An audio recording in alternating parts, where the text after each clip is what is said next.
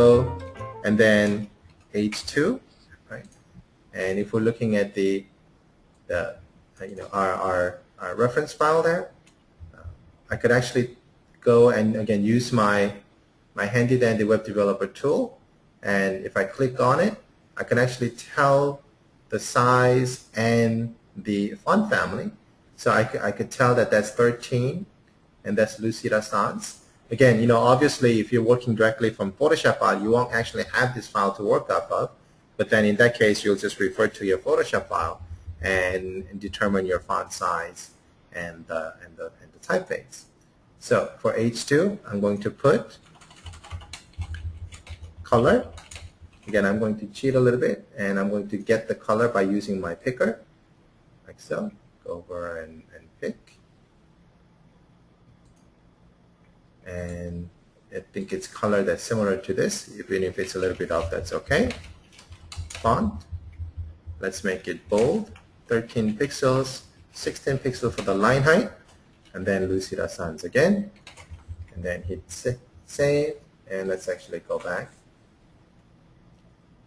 Terrific. Now, what is wrong with this right here, other than the color?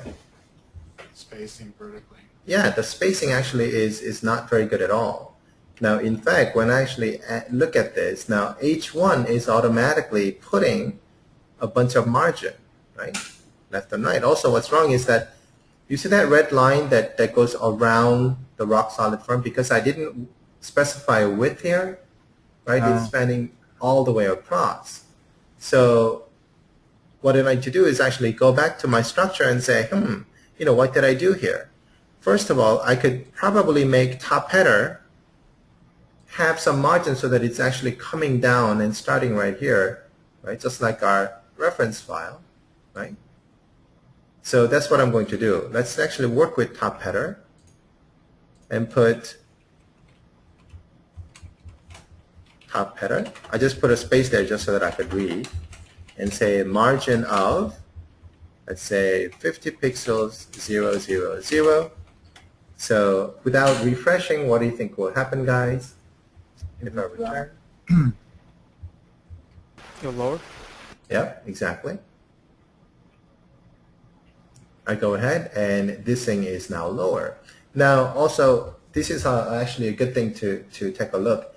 When I made it lower, the height of the box actually counted that margin. Do you see that? Right? So make sure that you be careful about the height. Sometimes you need to make something, change the margins on the boxes that follow to make sure it fits correctly. So again, it takes a while to figure out and kind of know by memory how the margins and the height and the width are affected by adding margins and padding. But as a simple rule of thumb, just remember that any time they use margins and paddings, it'll probably add to either the height or the width of the box.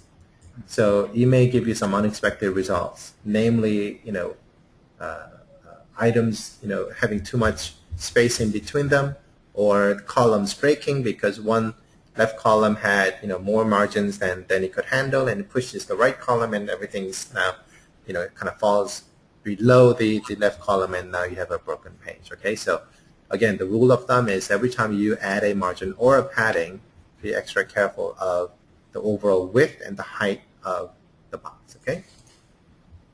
So in this case, here we need to solve that issue right there. So guys, what do you think? What can we do to fix that space right there? Change the margin on the H1. Yeah, good idea. Let's do that. So logo H1, margin.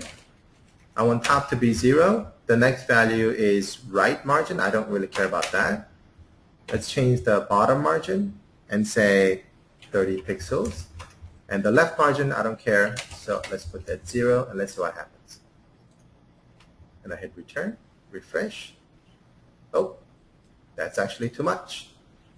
So let's actually put a 0.